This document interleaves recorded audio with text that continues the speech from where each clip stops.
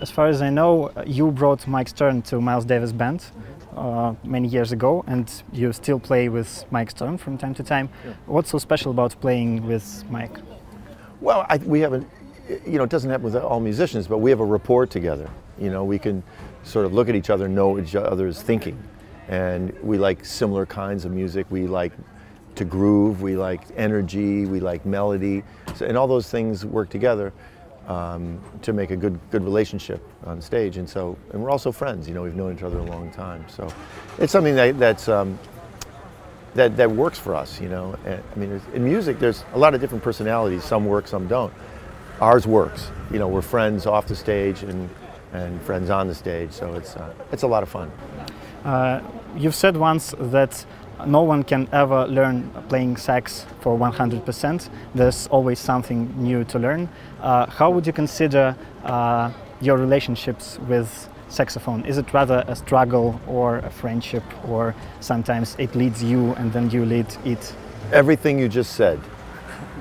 Yeah, sometimes it feels great, sometimes it feels terrible, sometimes it feels like it's an extension of my mind and it feels good, and other times it feels like a piece of metal that, why am I doing this, But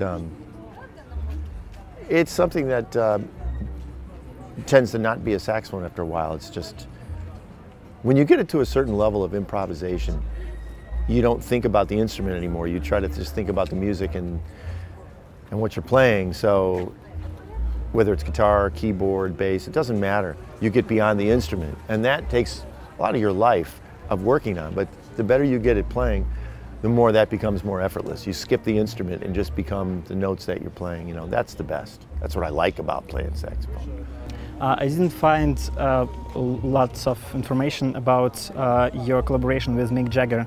Can you tell a little bit about that work with him? Well, it was a while ago, and he used to come and hear me and Mike with Miles, and I played on his Primitive Cool record, and so I spent a couple weeks in the studio with him. And he's a consummate professional. He knows what he wants. He's not just a rock and roll star that goes in there and is not serious. He's very serious. He knows what he's doing. I was very impressed. And they'd asked me to join the Rolling Stones Voodoo Lounge Tour in 1994. And I was already working with my own band a lot, and I didn't want to cancel that. And so, yeah, some early meetings with him. It was interesting. You've said once that many musicians can't really express themselves when they are playing. They're like in tight jackets when they are playing, and you want them to be free.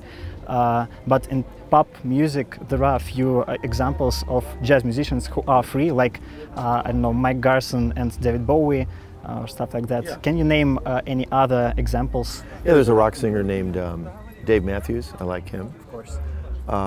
There's some bands in the U.S. that I like a lot that I've heard. My band's been playing a lot of music in this other genre, which is more of a rock genre, because my regular band in the last 10 years has got vocals, and most of the songs are sort of rock, jazz, funk with lead singers. And so,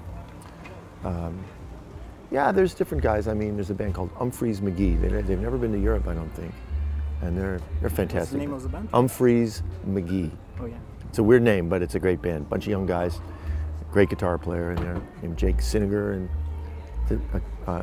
so I like a band called Anders Osborne. Has a lot of freedom, and Warren Haynes is a rock singer, has a lot of freedom in his band, and so and the Allman Brothers. I play a lot with these guys too, and so they all really appreciate jazz musicians. They don't play with them that often, but I'm fortunate to get a chance. As far as jazz is also a language and playing sax is also a language, yeah. How often do you feel like you would rather play than talk? That your answer would rather be something that you can play? No, I like to do both. I think I look at vocals as just another instrument. It's just another sound, And so, and it reaches people quicker than an instrument, That's why singers can really connect with an audience, because it's something that, before you're born, you listen to your mother talking to you, It's something that you relate to.